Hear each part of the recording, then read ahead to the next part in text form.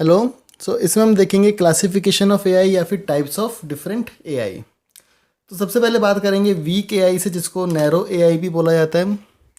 पहली चीज़ तो आप यहीं लिख लो कि it is also called as narrow AI.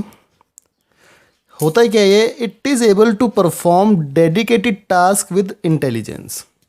कि डेडिकेटेड टास्क जिसके लिए सिखाया गया वही टास्क इंटेलिजेंस से परफॉर्म करेगा, but it can't perform beyond its field और लिमिटेशंस।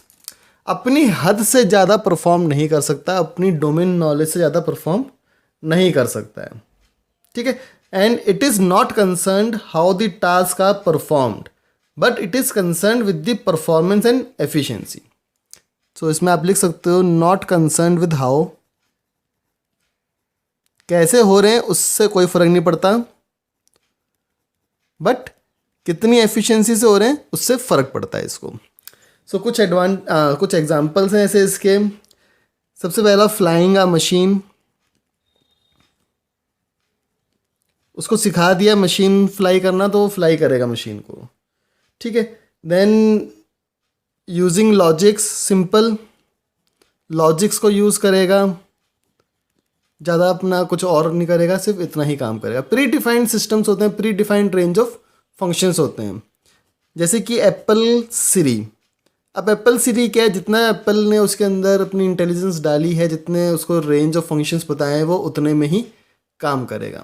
देन प्लेइंग चेस इसका एग्जांपल हो सकता है कि अगर एक मशीन को चेस खेलना सिखा दिया तो सिर्फ चेस खेलेगी और कोई कुछ नहीं करेगी। ऐसा नहीं कि कार ड्राइव करना शुरू कर देगी। ये कुछ एग्जांपल्स हैं वीक एआई के।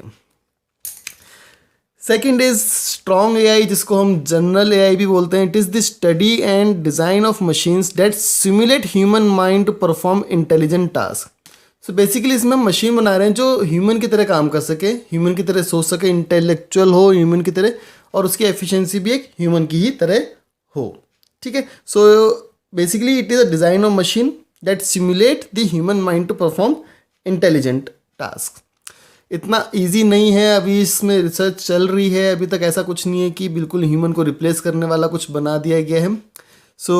Currently there is no such system exist, but इसके अंदर हम कुछ कह सकते हैं जैसे कि borrowing ideas from psychology and neuroscience.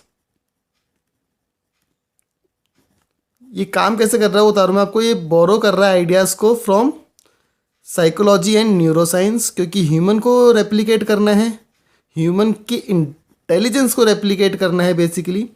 तो इन दोनों फील्ड्स में से इसका यूज़ किया जा रहा है। Then the second is including psychological ideas in forgetting, कि कोई चीज़ें फॉरगेट कर जाता है ह्यूमन, लैंग्वेज को समझना, जेनेटिक्स को समझना। बेसिकली इन सबको भी ध्यान में रखा जा रहा है। फॉरगेटिंग थिंग्स, देन जेनेटिक्स, जो ह्यूमन जेनेटिक्स होता है उसको समझना, लैंग्वेज अंडरस्टैंडिंग। अगर आप ह्यूमन की तरह बना रहे हो तो ह्यूमन की कमियां भी आपको ध्यान में रखनी पड़ेंगी।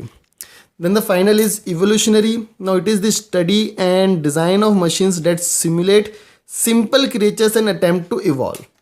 कि सिंपल क्रिएचर्स को सीखना और उनसे इवॉल्व करना, जैसे कि एंट्स। बहुत सारे एल्गोरिदम्स हैं जो एंट, बीज, इन सब के ऊपर बने हुए हैं।